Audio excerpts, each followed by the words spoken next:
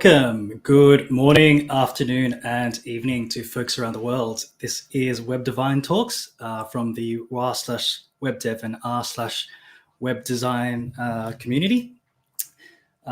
This is a talk series that will be going across 6 weeks, all the way to the end of December, talking about developer productivity and well-being. With me today is Bibo, one of the admins of the community, and I'm Ron Au, one of the moderators of the community.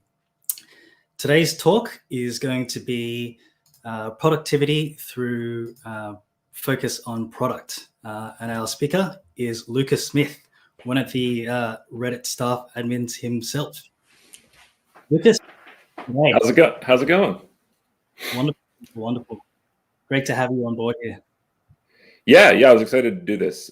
There was a call to Redditors that was pointed to the fact that you all were doing this, and I thought it sounded like a lot of fun. I have a little about me section, so I won't go too deep into that.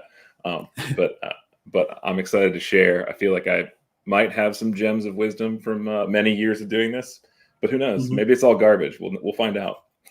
Well, you'll be setting a great bar today. One of the reasons I really am looking forward to your talk, besides working at Reddit and the perspective that gives, is that you don't see working cross-discipline and across different and switching modes as a bad thing, but you actually encourage leaning into it. Is that right? Yeah, totally. And it's funny. I think that it's been a problem like my whole career, right? It's like it's part of the problem of wanting to do everything.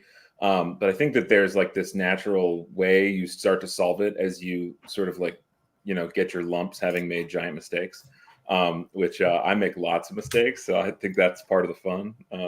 Yeah. Absolutely. Well, Kenny and I will, Bibo and I will let you take the stage. For all of you watching, if you want to join in the chat, please do join us on our Discord channel. You'll be able to ask Lucas questions. You'll just be able to talk about the talk.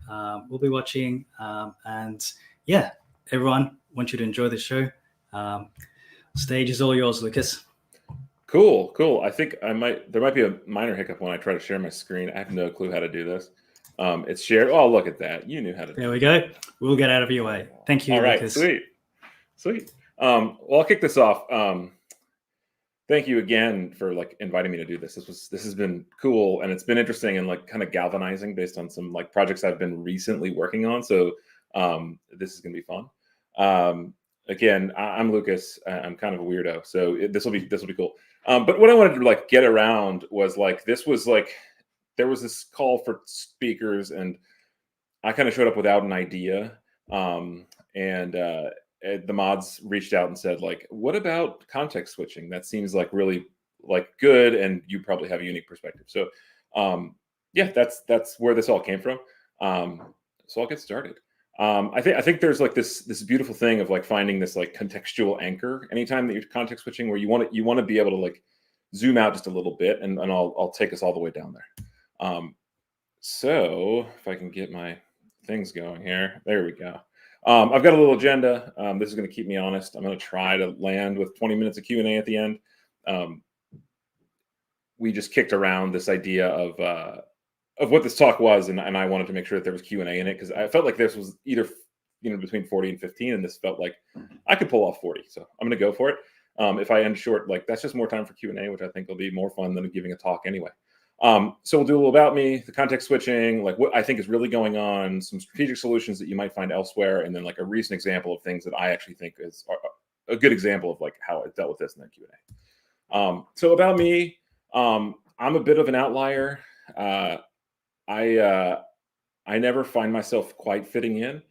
You've got your like engineers, your product managers, and your designers, and then there's me like way out here, like often sort of like injecting weird, like, oh, I can just grab that for you, or like I've got this idea for the thing you're working on, maybe I can help, which I think is weird in the context of like corporate world. But in the end, I really like working this way, so maybe I'll convince some folks that they want to be sort of like this design technologist, creative technologist role by the end of this. We'll see. So how did I get here, right? Like I started out like all designers designing stuff for like my friends' bands, of course, and then that kind of led into like the front end. It was like around 2000. So everyone needed websites for their bands, which were like brochureware at the time. And I was getting a CS degree at the time. That's just seemed like fun. Like I always kind of like let like my curiosity guide me. I think that's how I end up like getting into kind of everything. And then like at the time, building front ends was Wild West, right? Like CSS was in its sort of like adolescence, maybe like nascent, almost like didn't exist yet. I remember styling things with tables and like all that stuff. So good old times. But so like as that was such a mess, it felt really reasonable to go like, well, the design, maybe that's like what I should be doing because it's like less stress. It's more sort of like zoomed out, and that's like where I live generally. And then like my career has been back and forth the entire time. I've gone from swearing off ever writing code again to looping back to like only writing code. Like I was an iOS engineer for a while at a small startup. I've written code in very large org code bases. I guess including Airbnb, Splunk, and Reddit are like the big code bases that I have stuff running in, which is kind of wild. And then yeah, like what gets me excited? I think new tech always gets me excited. I like playing with things. I'm going to probably play with some Web3 things. I know that's kind of a dirty word. Sometime this week because it's Thanksgiving week here in the States. So I've got time off. I'm actually off today, which is cool. I really like old problems. I'm sort of like a historian of tech, which is weird in and of itself. But I used to run a team at Airbnb that was very much focused on like R&D and like the future of tooling for designers and engineers. And that team led me to sort of like plumb the depths of sort of the history of computer science, which I think is really, really cool. And it's really wild to see like some of these ideas starting to come back into fashion. And then I think that, oh boy, now I've done it. There we go. I knew it was a risk. Oh boy, now we've done it. You're getting to see the whole show. Yeah, and then I think that like applying older solutions to new things is really interesting. I think that we're seeing that happen with like decentralization, like that was the original intent. And then I get excited around like mental models. Like I think that like when you can like grok something, like put something in your head that you couldn't before, is super duper exciting. That's one of the things that like when it happens, you get sort of like like when you smell something sweet, your salivary glands kind of pop off. That's kind of how that feels for me, which is really good.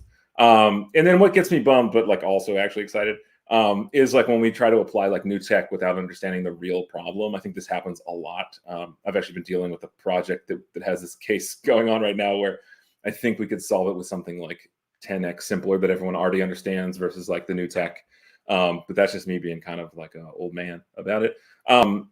I don't love like extremely solved old problems being reimagined. I don't think that it happens that much, but I think it happens occasionally. Applying like older solutions like without context, I misspoke there. That feels like this when we see like an old solution and we go like, oh well, it must work because it's old. Sometimes you actually do want the new tech to solve it,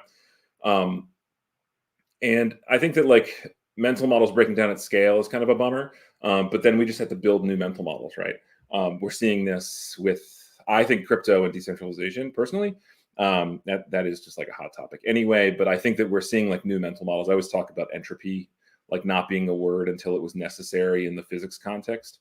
But we use it all the time in product development. So I think it is like one of those things that like cross-functionally, like we all share, which is pretty cool. And like, why do I do everything, right? Like I sort of bounce in and out of being like playing the PM role on the team or like the DPM or the TPM sometimes, and being a designer and being a front-end engineer. I do all those things. And I actually think that like, it gives me this unique perspective. Like at the end of the day, I've always got like kind of a different take on new problems, that I think surprises folks, but also like leads to outcomes. Like I'm happy to sound dumb. That's one of my like number one rules is like, if I sound dumb, I'm headed somewhere good. And that sounds silly, but having done this for so long, I'm realizing more and more that that's the truth. And like, I actually think that like zooming all the way out, make sure that I don't have the context switching problem. And that's kind of what this talk is going to dig into. As like a brief preview, right? Like I just think really deeply about the product, and then like anything I'm doing feels like it's in context to something that's important. And I think this leads to like the conversations about burnout. This leads to like all kinds of conversations that are probably pretty pertinent right now, given like lockdowns and COVID and everything. Yeah, happy to discuss that too. And then kind of like the only way to understand a system is to observe that system. I don't think that like systems built in a vacuum are good. And I like focus primarily on design systems these days, both on the front end and on the design side. So I'm constantly like having to say like, but we don't understand that yet. Like what we have is good enough, but when we do understand it, we can solve it. But if we try to understand it too soon, like we're going to spend a bunch of time and it's not really going to get us anywhere, which is a little bit silly. And then like, I think that thrash is caused by intellectual dishonesty. Like, I think that like when we don't own up to the fact that we don't know something, like we get into trouble.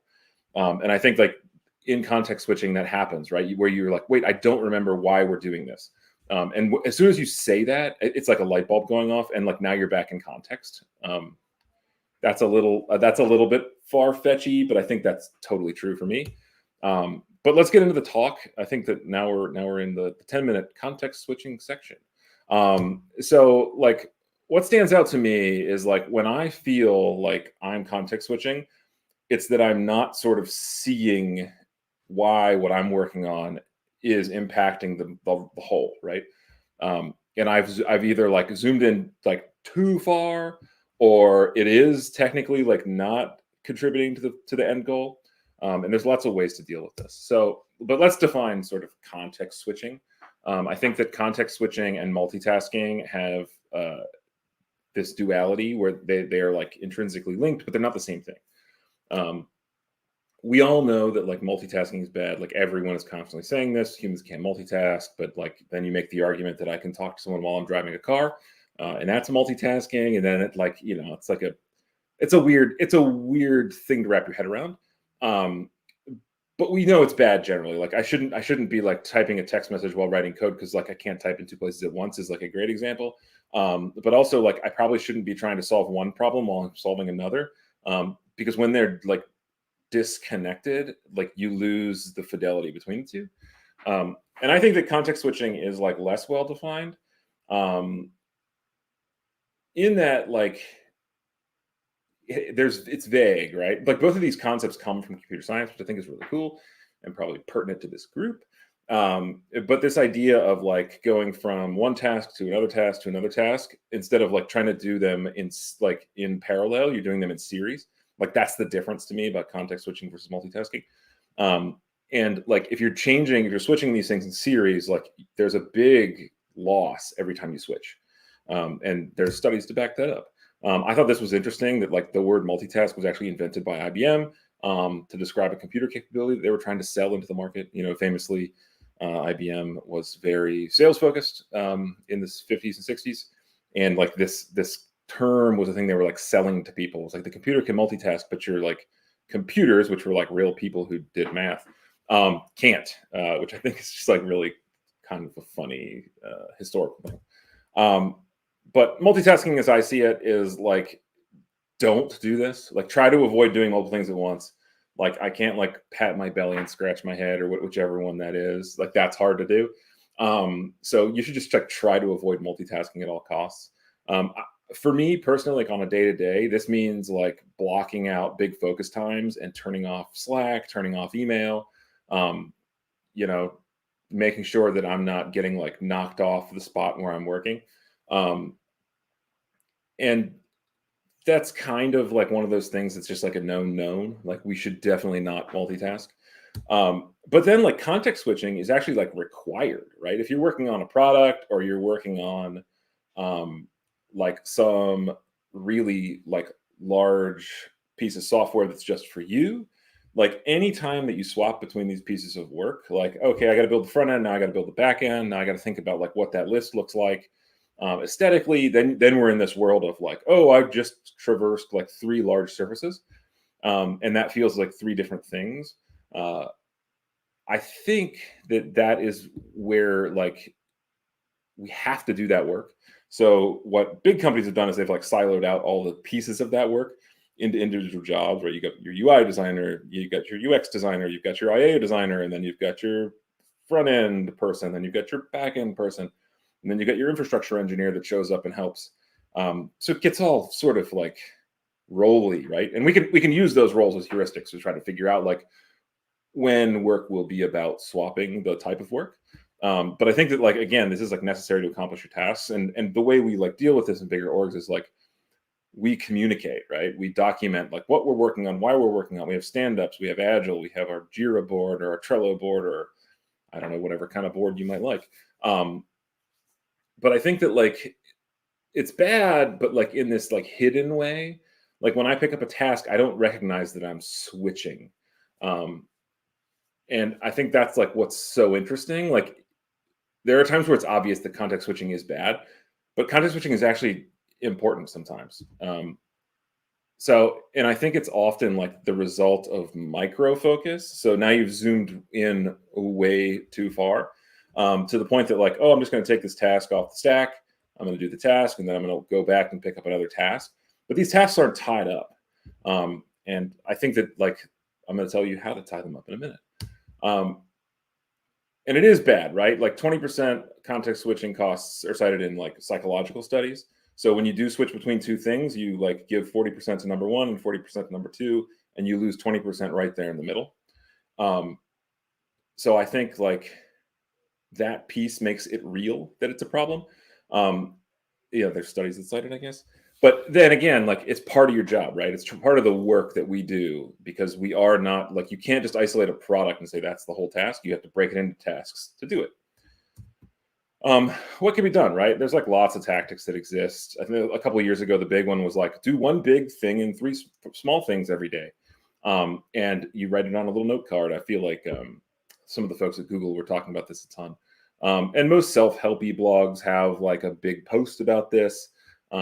And I think that all of this winds up to like, no one's actually solved how to get around this, which I think is interesting, right? So I think that this is an open-ended thing, and I don't have a solution to like whether or not context switching is bad, how to actually solve it, but I've got like the ways that I do those things, and like when I see it as bad and when I see it as not so bad. The typical advice is like optimize for focus time. That's obvious, right? Like I just described how I do that. Taking breaks, preparing for your meetings ahead of time. I think that meetings are a big like situation where your time gets sort of shifted, and like going and talking to people is different than writing code, or different than drawing, or different than designing, or what have you. And then I think that like relying on async communications is good, where like, hey, I need this answered now. Like it's good for you, but it's bad for other people. So I think this is like one of those classic, like it's on a blog and they say it's good, but it's not always good. And then there's this like meditation piece, which I personally am a big meditator. And then I think like there's this idea of like order and queue and establish a series for work streams. That makes sense. That comes back to sort of like how we, that brings us back to like how we start to like divide up our orgs to solve this problem too. But like, what if you could just zoom out, right? Like, what if you didn't really think about like those things as solutions, but just like part of your work life? And I think these are all good things to do anyway. But there's a way to like zoom all the way out where you think more about like the holistic product and like sort of strategic thinking versus sort of this tactical work. And I think this is where I come full circle on like whether or not multitasking is good or bad. I think it's a good thing, context switching rather. Context switching is actually a good thing. But what you need to have is a strategy that you're willing to follow that's going to get you to each of these contexts, which is like task-based work, which is really like tactics. Yeah. So I think that this is rather interesting. So kind of like this, right? Zoom all the way out, move that boundary of like what the product is all the way to the edges. And then every single one of those contexts is like inside of this product. I talk about this a lot when I do mentorship, but I think that at the end of the day, what we have like as an end goal for our careers as ICs, and I've bounced between like IC and management a couple times. What we have from like an IC perspective is like the end is that you're some like architect on the end side, right? And on design, there's something similar, I guess. We call it like staff or like principal. There's a bunch of names for it. But these folks like zoom out to like the company level, and they start to understand like the product as a whole that we're offering to the world. And I think that like when we get to that point, everyone's really kind of a product person. And that's what kind of why I like to use this product term here, is because I think that it is like the galaxy brain level of understanding your work is to zoom all the way out and understand like what your users need, why they need it, in what order they should get it, like where you're headed in 3 years. So I think like that's interesting. But what's really going on, right? Like let's look at the problem, right? You have this like axis of like strategy, you've got an axis of tactical, and like each of these tasks lands somewhere in this world. And as it lands in this world, you start to see that like some things are closer to the product and some things are further away. So I think that like zooming back and saying like, what is strategy versus tactic? I think this is one of those things that like constantly trips my personal brain up. My neurodivergence is on full display when I use these two words interchangeably, but I'm going to try to do it in a video. So strategy is like an overarching set of goals that like have to be shared across the whole organization of folks working on this product, right? And I think like this is why we have things like OKRs and KPIs, et cetera, because we really want to understand what the long-term strategy is. And I think that like the more that everyone in the org holds that in their head, they've got like less context switching costs over time. So like this is really just an abatement strategy, right? And then tactics are like the specific actions that you take to accomplish those goals. But you can't, sometimes if you're all the way in the weeds on tactics, like you're writing some piece of code that does one little tiny thing for one little tiny component on one screen in a 150, 300 screen app, something like that, you get into this world where you're so optimized that you do have to context switch to pull out. And I think like that is where it's easy to get into the weeds. What I really think is happening is ambiguity is the root cause, right? We have to context switch much further anytime that your tactic gets further from that central strategy. When your tactics are about things that are more generalized and not particular to your product, you end up in this world where now you're an expert on the tactic and not the strategy. So anytime that you have to come back and talk strategy, like all bets are off, right? You don't remember where you were or why you were. I've seen this happen a lot. And I think this happens more and more frequently in larger and larger orgs. It's like classic Dunbar number kind of a thing, where like, you know, the CEO can't stand on a chair and yell at everybody anymore. So now like no one really knows what's going on. So fiefdoms pop up that are really focused on tactics. And then like the overall strategy starts to fall apart. Yeah, I could talk about Dunbar number for days. But yeah, so I think that like, as long as you can see the strategy from where you're doing your tactics, you have like this anchor to pull you back. And I think like the reason that like design managers, engineering managers, product managers all want us to be like using agile. I think that agile is kind of a weird term. Is that it starts to present this illusion of clarity, because you can like go look at the board and go like, oh, hey, look at all these tactics that we have to execute on. They're tickets. So we'll take the tickets and we'll do the tickets and then we'll get to the end of the strategy. But like only one person has populated their brain with that strategy, which is the person that made the tickets. So in my mind, there's kind of this like push to agile, but no one really knows why they're pushing to agile. And like, I think that in the end of the day, the biggest trip up is lack of clarity. So as soon as you put those tasks on a list, they're not like shaped, right? Like I could own, I don't know, text rendering one day and text population another day. And those things are different, right? Those are like a different set of thoughts. And I think that like task management tools like force you into this like multitasking context switching world. And it just like encapsulates the ambiguity. So yeah, you end up like having like there's this cost of context switching that exists, right? So you're trying to minimize that, but then you end up using a tool that like exacerbates that, because like the only way to really think clearly about your work is to think about it in this task management software, and then you're out here going like, but why are we doing this again? and everyone feels this like general malaise, and things are generally awful. So yeah, like I think all of this like lack of clarity leaves you to like eventually clean it up. So I think that there are solutions, right? And this is why everyone showed up. I know that I'm pretty far into this talk, and now we're getting to solutions. But like, how can you actually solve this, right? Like, I think it's about taking these tasks that are really far from the product and tying them back to the product itself. So for me, like that starts to look like identifying my leverage, right? Like, what's the highest leverage work? What's the work that makes the product real fastest?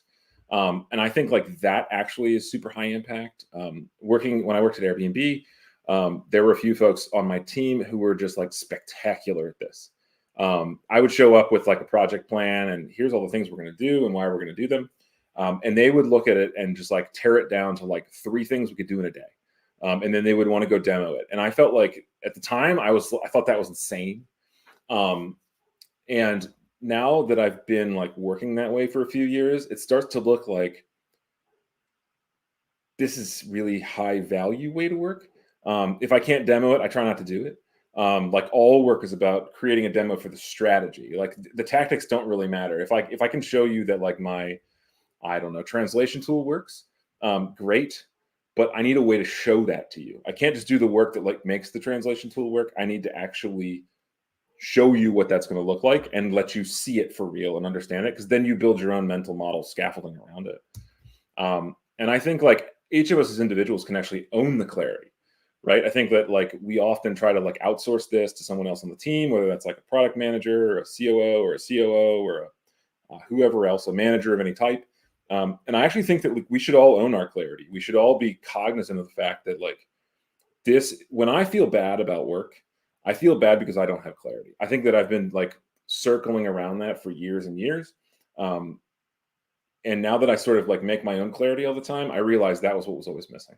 And it's hard, right? It's actually like one of the hardest things to do. It's why you see a lot of like startups fail, and generally like large companies build poor products.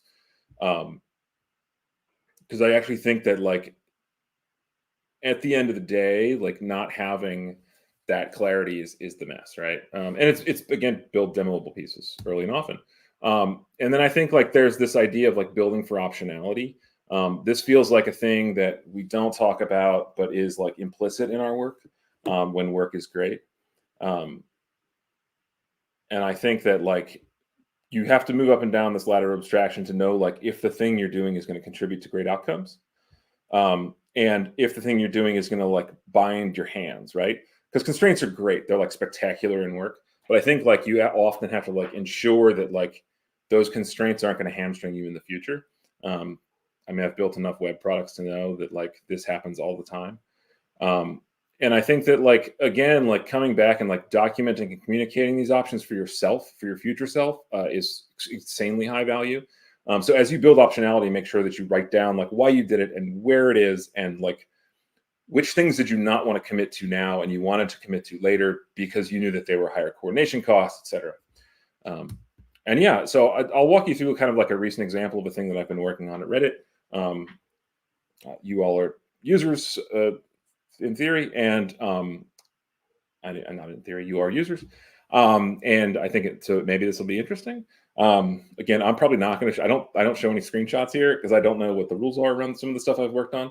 But I'll walk you through like how this example went down. And it might be like talky, but that's cool. So recently, I kind of dropped into a project, and this project was all of a sudden on fire. Every executive needed to know and like had to see it like yesterday, and all that they had described to us was tactics, right? So super high ambiguity project. There was like no like, this is the roadmap, this is the strategy. And at first I kind of didn't recognize that, in true human form. I failed to recognize that out of the gate. But the project had no PMs. The engineers were like way out ahead of us on the design side. I actually work in the design org, so I think of myself as a designer. They were way out ahead of us. And they were to the point where they built the entire back end of a service that like there wasn't a design for yet. And granted, they could replicate some things that already existed, and that was great. But what they were really shooting for, like once we started to like tease it out, was like, we want to improve the mobile web developer experience.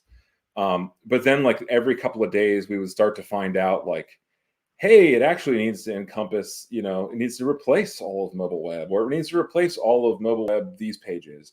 And it spiraled out of control. But there was no really like top level strategy. It was like, this thing is working, so we want to put it to use. They had a great demo, but they hadn't really thought about like where that demo was going. So it's like funny that I was like demo, but like sometimes if you don't have strategy that you're demoing into, you end up in a funny world where you're in between. So I was asked to define tactics. They were saying like, what are you going to do to help this team? How are you going to do it? And it wasn't like, what is this team doing? So I like took the opportunity to zoom out, and I took a day. I said, I need a day to really like read all the docs that everyone's written, understand what they built so far, and start to like build this strategy. So for me, I started to think like, what if it was about more than the DX, which is what they were saying at the time, but I knew it would be bigger. So like, where would I start? And this becomes this like sort of esoteric, high-minded conversation of like, where do you begin if you don't have a strategy? But I tried to take everything that they had written so far and like build my own little strategy doc. And that's kind of what I did. So starting to understand the strategy, like what pages are you guys intending to replace in the app, right? Like where does the end, what are the outcomes? So I started there, and I started sort of breaking that into like individual units.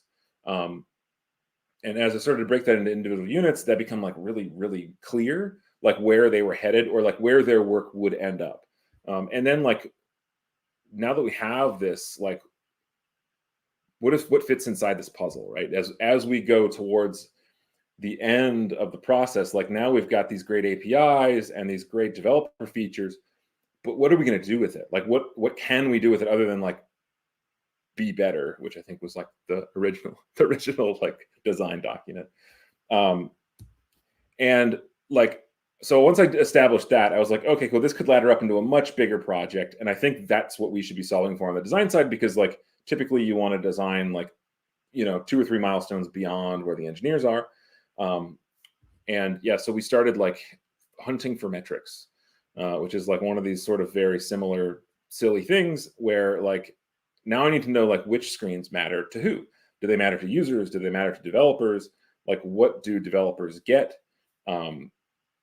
out of this deal that we're making, where we're allocating 10 engineers to solving a problem for them that they haven't even really clearly articulated, and getting all of this knowledge into like a single spreadsheet so that you can start to tease the data apart into like, oh, I see, like this is going to be better for developers in this particular team or all teams. How do we know? And really like building rows in a spreadsheet to understand all that.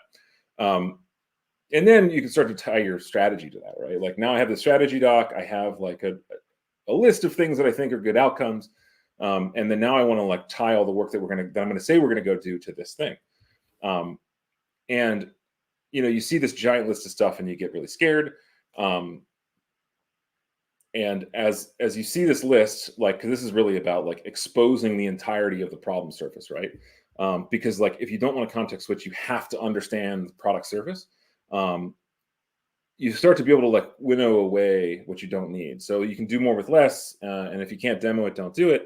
So to me, it's like, how do you start to tease out like the right tasks to do, tease out like where the intersections are between these pieces of work, and like how we can accomplish more with less. So a great example is starting to think about like what was being delivered from the API perspective could start to replace like almost all of our web APIs. And if we can replace all of our web APIs, we end up in this world where we can build all kinds of new things, right? And if we can build all kinds of new things, who are we building them for? We're building them for users, right? So each one of these rows in the spreadsheet becomes this like full understanding of like what we accomplish with what we're building. And then we start to realize that like, and I think that like spreadsheets a great example of like everything is just spicy spreadsheets, right? You can think about this in Jira, you could think about this in Trello, you could think about this in any soft like product management tool. But at the end of the day, like you have to start to like reduce it. Like once you build the backlog, you pick the right things to pull out of it. And then I think like the biggest impact thing that we did was start to think about like, where is the coordination effort in this project? Like, when will we have to argue with other teams or get approval from other teams because we set out to do one little thing and now we're doing a big thing. So everyone feels like pretty surprised by our work when they see it. And anytime we go to do a review with new stakeholders, they are surprised and come back with all these questions, and they're questions we can't accomplish without coordinating with them. So these are like high coordination efforts, right? So to me, like, one of the things that allows you to context switch less is to understand the coordination effort. If I have to be writing code and drawing, that's like two contexts, right? And if I have to be writing code and drawing and having conversations, that's a third context, and it starts to disappear. My like productivity starts to vaporize. So if you can isolate these coordinated parts of the work, you can start to offload those into their own work streams, where like you don't end up in this like discussion with a bunch of other teams that takes half your time. You actually get to do the work. So you can start to prioritize low coordination tactics, because those are the ones that you want to accomplish first. And build demos around. And then when you show up to someone and say, we're going to change the screen that you own, they won't say why, they'll say wow, right? That sounded so cheesy. I apologize. And then like this like starts to allow us to work to constrain later effort, right? So like now that we start to build these like low coordination pieces, it means that the high coordination pieces are more defined when we get to them, because we've built out sort of like a structure around our work. And then like, this is kind of like what I'm talking about. There's this like, in this top left coordination, coordinates are like low coordination, high effort. So you're in this world where like, you're going to have to put in a bunch of work, but you don't have to talk to anybody else. You don't have to like push some other team off of the thing they want to achieve your goals. Down here in the bottom left-hand corner is like the sweet spot. Like, that's where you want to be. Like, oh, I can show you something faster and faster and faster, without like putting a bunch of work in or without talking to folks. And I think like things like drawing up a strategy when there isn't one, establishing like the right tactics to achieve that strategy, that all lives down here. And then you get over to the right side and you've got these like high coordination pieces where now you have to talk to like 3 designers and 12 engineers to understand like whether or not you can change the way something works. And that's just going to be messy, right? Because all their bosses and their bosses want to know what the problem is and why you're solving it. So you don't want to get there yet, right? But if you build up all this work on the left-hand side of this graph, you can show up to the work on the right-hand side of the graph like much more easily and actually coordinate with those folks, actually carve out time to collaborate, which I think is part of the magic of the work we do. And then, yeah, I think that like when I talk about tactics that achieve strategies, I talk about this like demo size being the right size. Like, if I can show it to you working, like it's half the sales work, right? I think that constraints are good if you control them, because like, you know that you're setting I'm setting future Lucas up for a terrible situation. Then I know like where like the dragons are, I forget how you say that.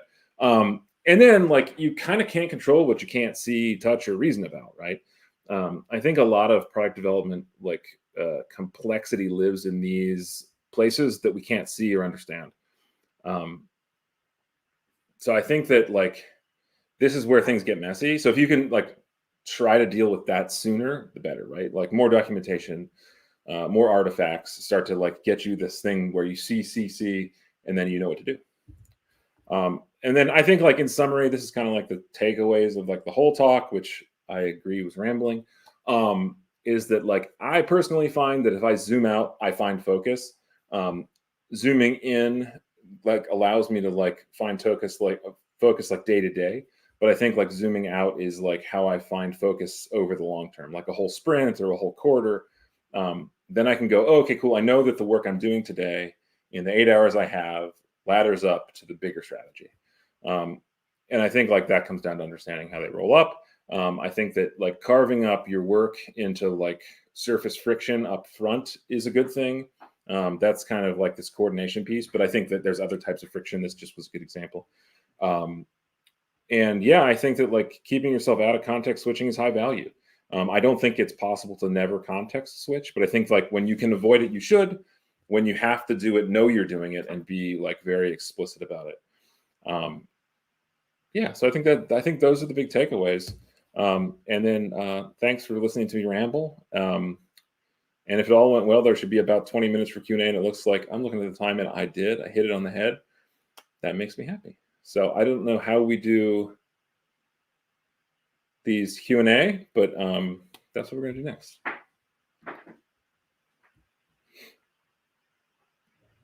I guess I can go answer questions out of the channel. Is that possible? Hi. Hey. I'm live. So Ron's doing his magic behind the scenes. So I have some questions logged for you. And so Cool. one of the questions from one of the users in the live channel was, what tip do you have for a solo developer designer that would give you the biggest bang for their buck, so to speak? Oh yeah, that's a great question. I will regale you with the tale. I spent like 7 years of my career as like a solo designer developer. I ran a design studio that was just me, and I would hire contractors occasionally. But that was when I was bad at context switching, and I didn't like to hire contractors for that reason, or I would avoid it, I guess is the right way to say it. Yeah, I mean, I think that it's like about setting goals. Like, I think that I think I like gave lip service to the fact that I think that agile like might be like a trap a little bit. But I think like as a solo person, like it's about writing down all the things you're going to do and then like holding yourself to it. Like, I think that like there's a granularity that you'll find for yourself that's actually like high value, where I'm not going to write down every ticket that I would write down in a big org, but I would probably say like this week I want to get the backend service up and running to do X, right? And then like hold yourself to that and like be honest with yourself. I think that's where like there's magic. And then like your context switching becomes easier, right? Because now you've like, once you write these things down, you can like look at the surface area and start to understand like, okay, cool. If I try to like pack in the design and the back end into the same week, like I'm going to end up in a world where I have to context switch to do those two things. But maybe there's a way to like enqueue your work such that like you can get some portion of the backend service done, and then like take a step back and reassess and go do another type of work while your brain solves a backend problem that you were stuck on. I often talk about like a lot of the time that I'm coding full time, I end up in this world where I wake up in the morning with the right answer, and I save myself like 2 hours of work. So yeah, try to find those magic moments, right? Like whatever the pieces you find are magic, right? Like just make more of those. That sounds like so generic, but I think that's like my best strategy. That was a fancy "it depends." It depends. But no, I think it's about carving the work up. Like I think there's a tendency as like an individual, like an IC, or like when you're only working by yourself, to not like write down all the things you have to do. You're just like, I'm gonna do them. I don't have to tell anyone what I'm doing. And I get myself into trouble when I do that. Yeah. Plus just the action of writing them down helps you kind of decompose them into more bite-sized pieces, which is obviously just a super helpful thing to do when you're working by yourself on a large complex project. Yeah. I built the first project I tackled at Reddit was to build documentation for the entire design system, for like engineering and for design. It was like a Next.js project, and there's a bunch of like fancy components that allow us to like suck in all the like primitives, and so that like someone can play with them in a UI. And I started on that project without thinking too much, and then I realized like halfway through building the tool to do the color thing that like I was working from bad data, and like the tree that the colors were in was going to change. And this is like a classic like, oh, I need to go solve that other problem now. And it was like a full stop, and it was like forced on me. But yeah, that was like a classic context switch. Gotcha. Yeah, it was a bummer. A bummer. My next question for you is, how do you determine if a task isn't demoable or just difficult to demo? So you were putting a lot of emphasis on quick iterations where you can show the value of what you're doing to other people.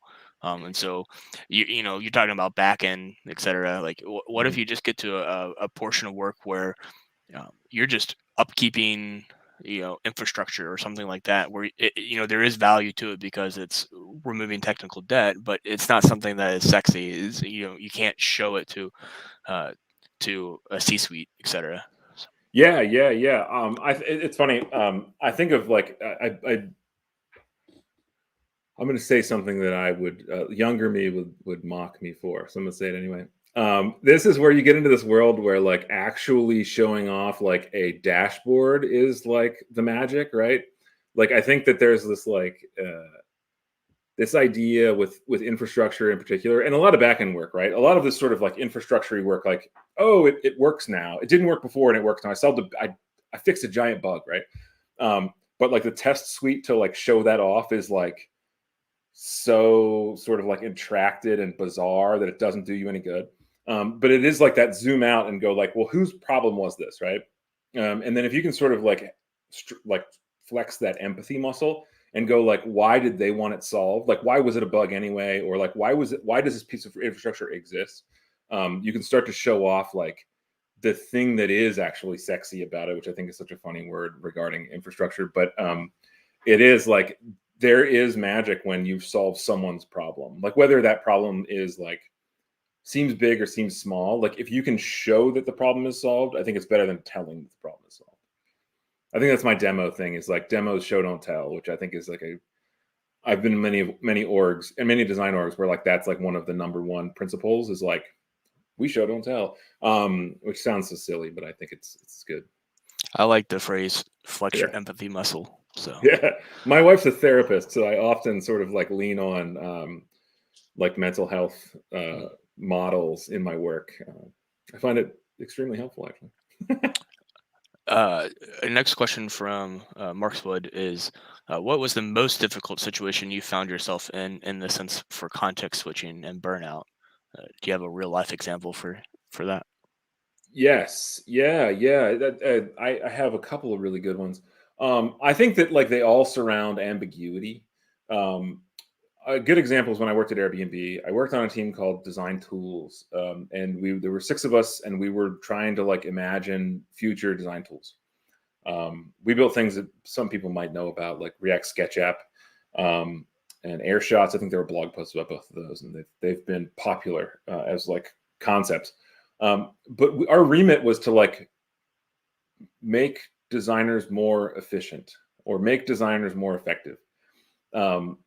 And that meant that we had like 20 projects going on at any given time that were like extremely disjointed. Like it wasn't like we were building a product. We were building like individual plugins or just like workflow helpers.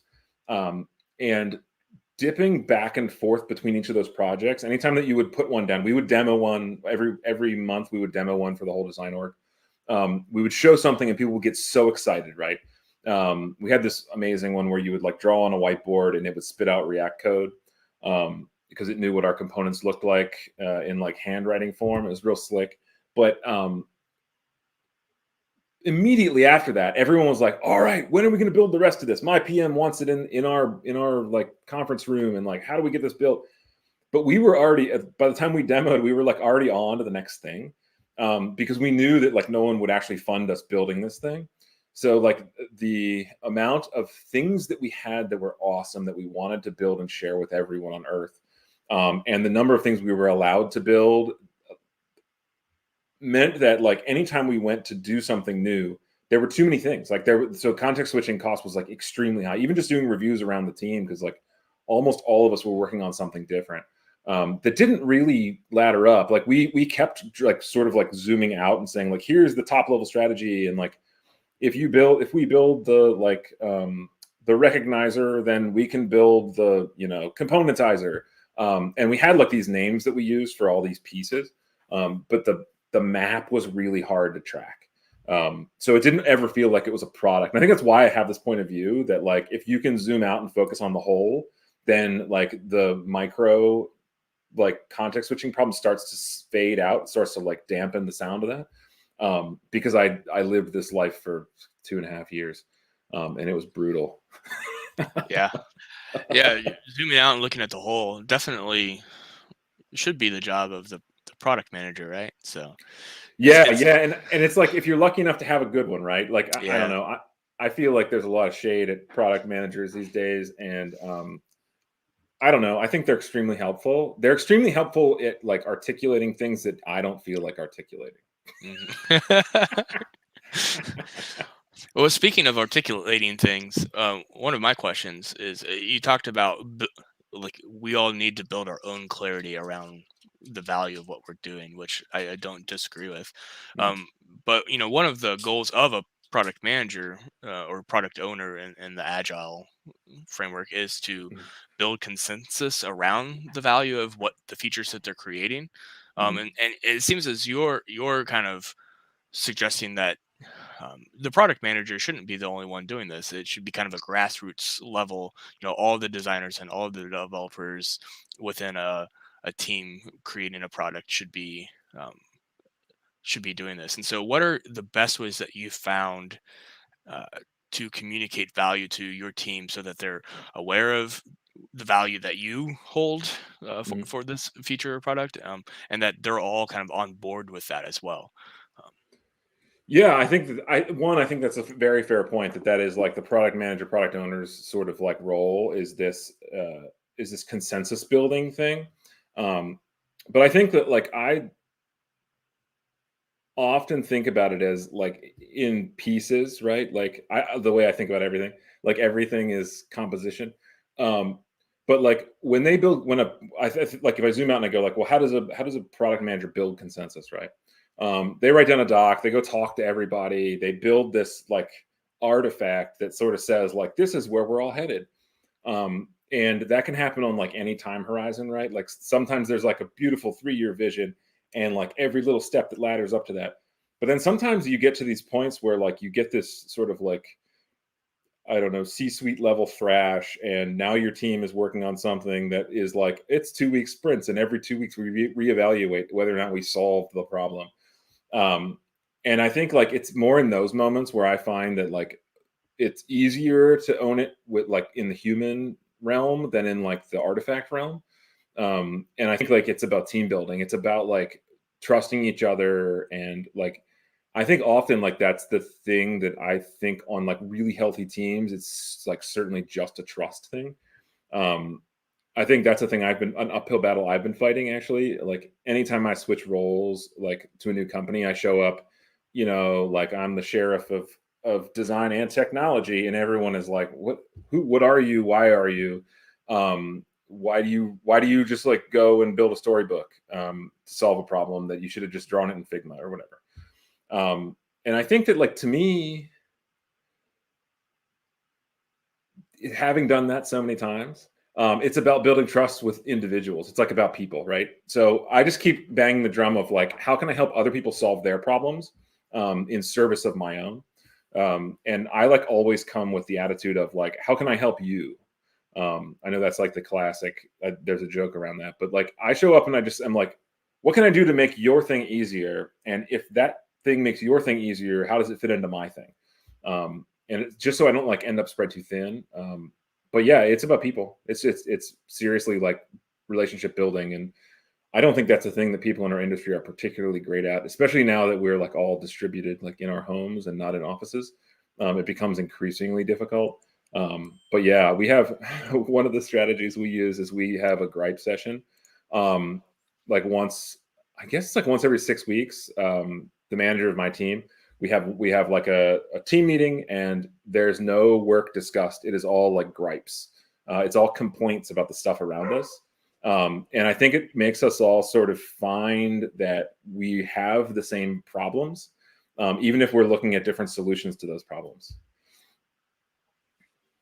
all right, so we have time for one last question. So here becomes my biggest decision of the day is which one to choose. So, No pressure. so because I have a couple of questions about just your job at Reddit, but I kind of like to keep it focused on the context switching. So, Yeah. um, um, I'll change this question a little bit. It's is there a danger of introducing ambiguity when you start having to manage metrics?